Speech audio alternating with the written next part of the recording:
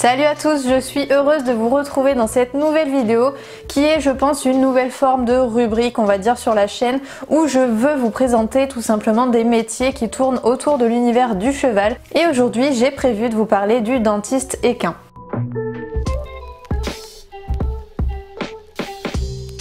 Dans cette vidéo, je vais essayer de vous présenter un petit peu ce qu'est le métier, mais je vais également vous parler du cursus à suivre si vous aussi vous voulez faire ce métier. Voyons tout d'abord ensemble pourquoi il est important de faire intervenir le dentiste sur nos chevaux. Il faut en moyenne qu'il le voit une fois par an, ça peut être plus, ça peut être moins en fonction de l'âge, mais vous allez me dire que les chevaux dans la nature n'ont pas besoin de voir le dentiste, alors pourquoi ils en auraient besoin une fois avec nous? Eh bien c'est tout simplement parce que les dents des chevaux poussent toute leur vie, et de ce fait ils ont tout simplement besoin d'user leurs dents. Et comment ils vont les user? C'est tout simplement en mangeant, en mastiquant toute la journée. Bien évidemment, c'est compliqué d'avoir un cheval qui mange toute la journée quand il est au box ou même quand il est au pré, tout simplement parce qu'ils vont manger principalement de l'herbe, et l'herbe c'est quelque chose de très tendre, alors que dans la nature ils vont manger des choses beaucoup plus diversifiées et notamment des aliments plus durs qui vont leur permettre d'user leurs dents plus fort et plus facilement. L'utilisation d'un mors et d'une muserolle rentre bien évidemment fortement en compte également. Les dents de nos chevaux vont donc s'user beaucoup moins bien et le dentiste va agir dans la plupart des cas pour retirer ce que l'on appelle des surdents, c'est-à-dire venir retirer tout simplement le surplus de dents qui est venu pousser, qui n'a pas été limé par les autres dents. Cette surdent est tout simplement un petit pic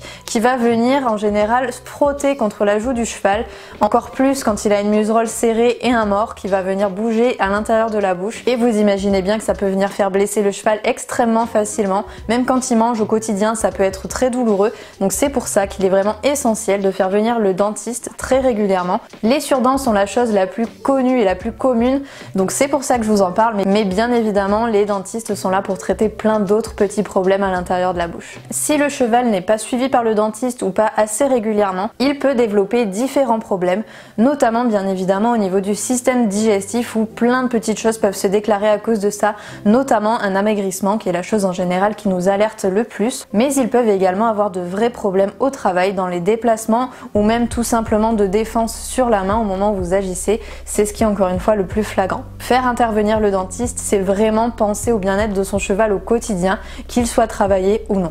Les tarifs des dentistes sont bien sûr très variables en fonction des endroits de la France où vous habitez, mais en général ça tournera plus autour des 90 € par prestation.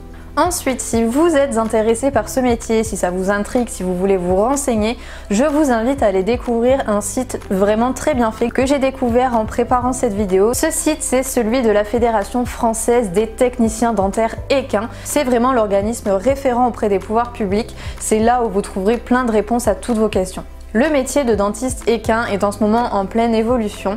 Avant, il n'y avait que les vétérinaires qui étaient officiellement autorisés à pratiquer la dentisterie sur les chevaux, mais c'est une profession qui s'est petit à petit développée depuis plusieurs années sans forcément que les praticiens soient vétérinaires. Donc c'était un petit peu officieux, il fallait vraiment se fier plus au bouche à oreille. À partir de maintenant, vous n'êtes plus obligé de passer par une école vétérinaire. Le site dont je vous parlais juste avant de la Fédération française des techniciens dentaires équins et que je vous mettrai bien évidemment en barre d'infos, comme ça vous avez le lien, vous n'allez pas à vous prendre la tête, propose justement à référencer différents organismes qui peuvent vous permettre justement de passer le diplôme de dentiste équin et d'être reconnu. Donc je vous laisserai vraiment aller jeter un coup d'œil sur ce site, encore une fois, qui est très bien fait et où vous trouverez un maximum d'informations. Nous allons donc découvrir le déroulé d'une séance. Le dentiste va donc avoir besoin d'ouvrir la bouche du cheval et de la garder ouverte. Pour cela, il va utiliser ce que l'on appelle un pas d'âne.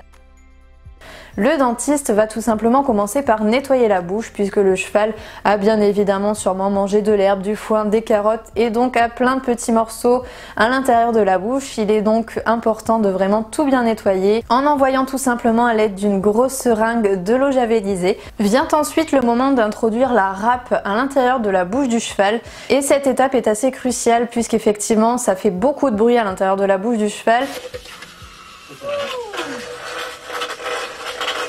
D'abord qu'il soit là et après, voilà. Bien ça. et ça vient créer des vibrations sur leurs dents à l'intérieur de la bouche, donc c'est vraiment pas le plus agréable et c'est pour ça qu'il faut faire très attention à bien choisir son dentiste puisqu'il va vraiment falloir rassurer le cheval, surtout dans les premières fois. Moi j'ai la chance d'avoir un dentiste qui s'est formé auprès d'Andy Booth et qui a de très bonnes notions de tout ça et qui sait vraiment s'y prendre même avec les chevaux qui n'ont pas forcément été bien habitués ou qui ont eu de mauvaises expériences. Si vous voulez ses coordonnées, bien évidemment je vous les mets également en barre d'infos. C'était la première fois que Ace voyait le dentiste et vous pouvez découvrir que franchement ça s'est passé très bien. Vraiment il a pas bougé. Le dentiste a su lui donner plusieurs pauses, vraiment le rassurer. Il n'en gardera pas une mauvaise expérience. Si un jour vous avez la possibilité de croiser un dentiste dans votre centre équestre ou autre, n'hésitez pas à lui poser la question, à regarder à l'intérieur de la bouche d'un cheval. C'est assez intéressant de voir les surdents, de voir les dents qui ne sont pas forcément à la même hauteur sur un jeune cheval, ou aussi de regarder les blessures qu'on peut retrouver sur les joues à cause de ces surdents, à cause du mort. S'il n'est pas avec un cheval trop embêtant et que vous lui demandez gentiment, il n'y a vraiment aucune raison qu'il n'accepte pas. Et voilà, cette vidéo est maintenant terminée, j'espère qu'elle vous aura plu. N'hésitez pas à me dire en commentaire la profession que vous aimeriez découvrir à travers une prochaine vidéo. Dans la prochaine, je peux déjà vous dire que ce sera l'ostéopathie qui sera à l'honneur. Allez, je vous fais à tous de très gros bisous et je vous dis à bientôt dans une nouvelle vidéo. Salut!